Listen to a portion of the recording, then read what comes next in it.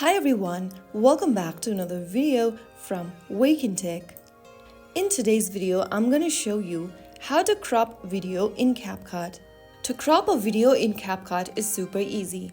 Launch open the CapCut app on your mobile device and then go ahead and make sure that you're inside this edit page. Click on New Project and then this will take you to your device's camera roll. Go ahead and select a video from your device's camera roll that you'd like to crop. Now, click on Add at the bottom right corner. And then, once this editing page appears on the screen, go ahead and tap the video clip in the timeline to bring up the editing option. You will then be able to see several other options available at the bottom. Go ahead and choose Transform. Now, click on Resize at the bottom right. And then you can move your fingers to resize and reposition the crop frame. After you do that, you will then be able to crop the video.